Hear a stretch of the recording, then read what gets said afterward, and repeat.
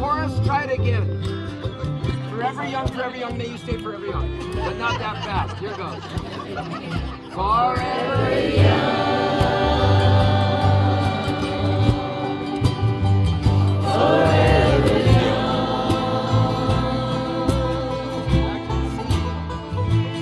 May you stay.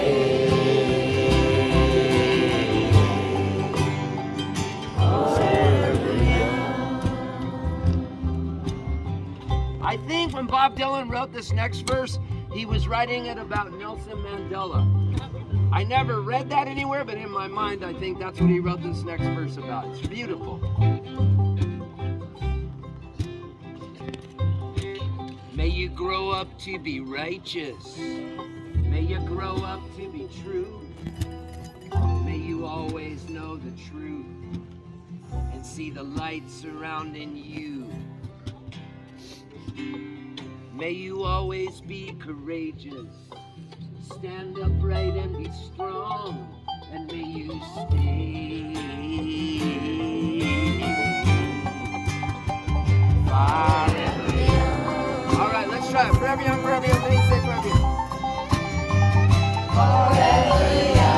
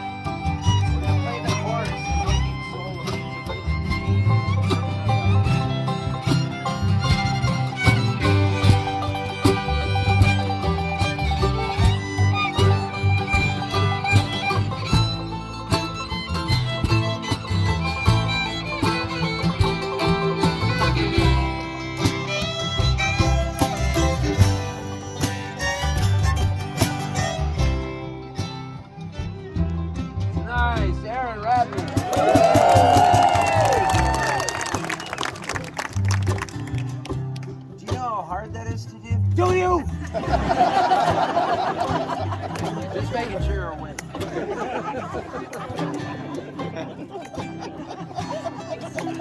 This is good weed, man.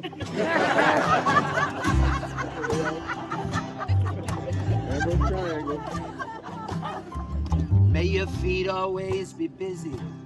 No, may your hands always be busy. May your feet always be swift. May you have a strong foundation. May you have a strong foundation. When the winds of change shift. When the winds of change. May your heart always be joyful. May your heart always be. May your song always be sung. May your song always be sung. May you stay. May you stay. Forever young. Forever young.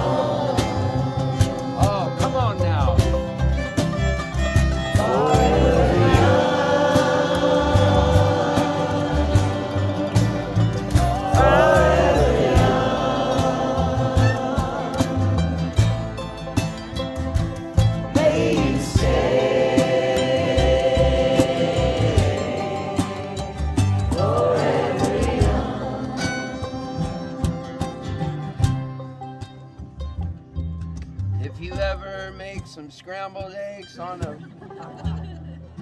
frying pan. Make sure that you're here at the Redwood Ramble Jam. And may you always be moist and meaty, like Miley Cyrus's tongue.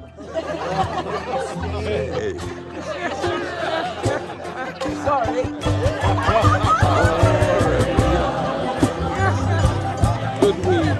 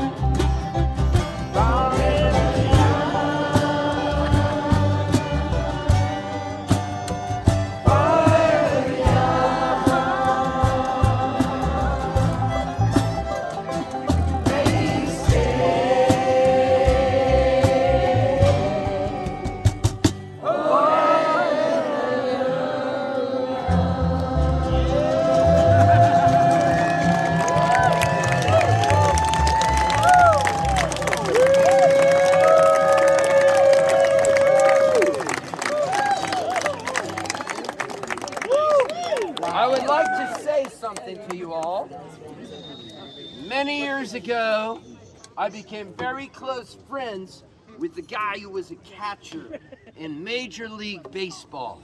And I would go on horseback rides with him. He was a catcher for the Padres. His name, Bruce Bochy. Yeah, Bochy. So, we would go horseback riding together.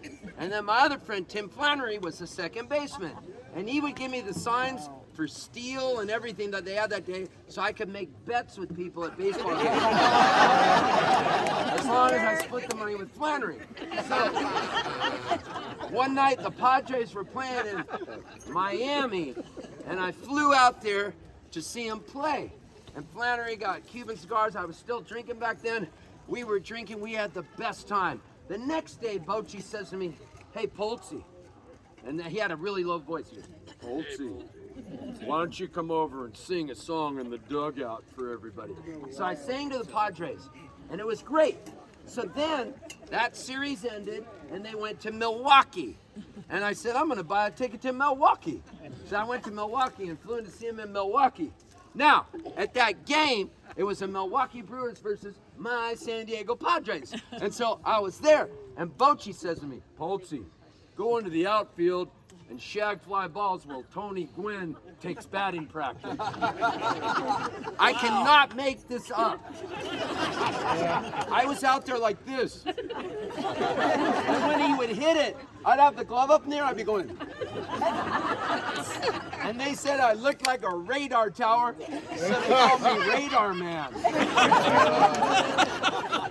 So then, as the game went on, Bochy says to me, "Poltz, how'd you like to sit next to Jerry Coleman while he calls the game?" Jerry Coleman, the now deceased announcer for the Padres.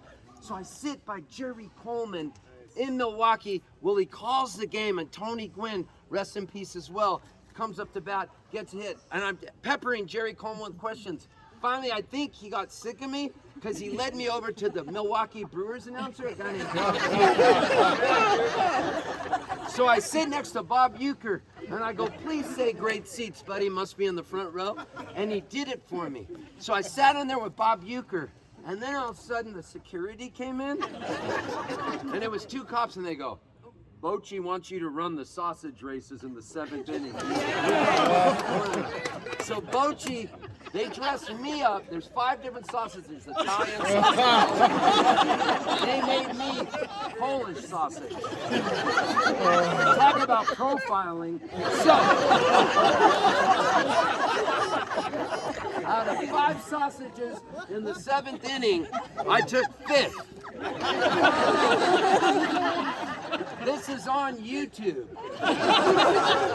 Look up Steve Poltz sausage racing. So then, after the game, Bochy says to me, "Poltz, how'd you like to have dinner with Tony Gwynn and me?" Wow. So I sat at the table at dinner with them. Then they invite me over to Bochy's hotel room. By now, I am hammered, right? So Bochy's sitting in the room, and I think this would be a great time to throw his refrigerator out of the window of his hotel room, because I was just really drunk and I thought it's gonna sound cool. So we were all drinking, and I went over and I ripped the refrigerator, those little refrigerators, out of the wall, and I threw it out of the window, and it landed in the pool. And it was like 3 in the morning. So Bochy got fined $867. So the Padres had a meeting, and the traveling secretary said, "Steve Poltz is no longer to stay within 100 yards of the hotel."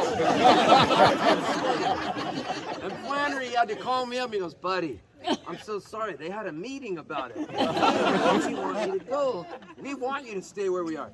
So, fast forward, Bochy gets hired by the Giants to be the manager. And he brings Tim Flannery with him to coach their base. So, Flannery would come out on the road and open for me, and he'd call it Fantasy Troubadour Camp, because he plays music. So, I was allowed then to start hanging around them because the Giants hadn't banned me from the hotel. So Bochy says to me, "Poltz, I want you to sing the National Anthem on Memorial Day. Barry Zito's pitching." So I go, "Well, I'm in South Dakota. I was working on a movie soundtrack really cool movie called Running Wild, The Life of Dayton Ohio, the guy who saves all these horses. So I was writing the soundtrack for the film, but Bochy says, I'm sending a plane for you. So he sends a plane for me. I get picked up by the Air Force in San Francisco. They drive me there, and the stadium's empty so I can sound check. I plug in my guitar, and the head of the Air Force goes, listen, you're Poltz? And I go, yeah. He goes, listen to me, son. I need to hear you play the National Anthem. So I do it for him, and I nail it, like 43 seconds or something. And then he goes to me, that's really good. Can you do it again? So I go, all right. So I do it again. And I finish it, he goes, do it again. So I do it 3 times for this guy. And he says to me, this is amazing. You did it in the exact amount of time, exactly whatever, 47 seconds. You're like Rain Man. So then he says to me, the reason I want to know how fast you're doing is because we're timing a military jet flyover for when you say for the land of the free and the home of the brave.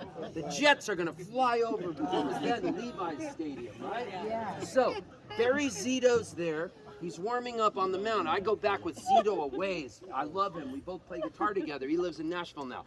So Zito's warming up. He's a left-hander, and I'm standing on the side about to go out and sing the National Anthem, and he throws a ball right by my head, and it goes, whew, and then he goes, don't blow it, Poltz. Then I go walking out to the mound, and before I do, Bochy grabs me. He goes, hey, Poltz. And I go, what? And he goes, you owe me 867. Go sing the anthem, but when you do it, don't do it too slow. We hate to sit through a long anthem. And then he goes, and don't get all Mariah Carey on it either. So I go out and I sing the National Anthem, and I nail it. And the guy had told me before I went out from the Air Force, he goes, listen, if the jets aren't there when you say for the land of the free and the home of the brave, I need you to extend it.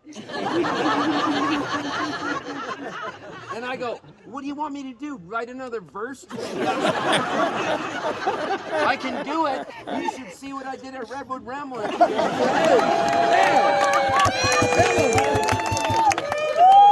And then he goes, 2023, this is like 2018. And I said, this is good weed, man. He said to me. So I sing the song, I go out there, and they go, ladies and gentlemen, please rise and remove your caps. Everybody stands up, they remove their caps, and he goes, singing our national anthem today, he was born in Halifax, Nova Scotia, Canada. And then somebody in Levi's Stadium goes, Canada sucks! And I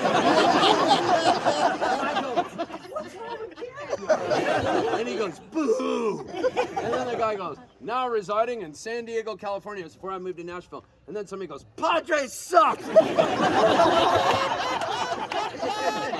I go out to sing the national anthem. Sure enough, I get out there and I'm like, I do it in the key of A, of course, because you got to start it low. And I'm like, oh, say, can you see by the dawn's early light? And I get through the whole song, right? And I get, for the land of the free and the home of the brave. But the jets aren't there.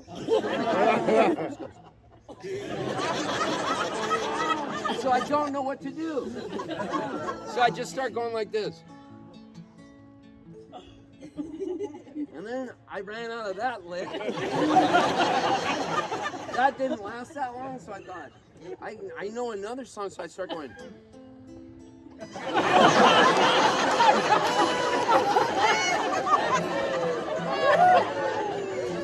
thing I know, in my ear, I hear this guy go, stop it. And I go, I don't know what to do. He goes, we don't want Led Zeppelin in our national anthem. So then, I didn't know what to do, so I go, I got CDs for sale by the garlic fry, because I went into a panic. So, that's my national anthem story.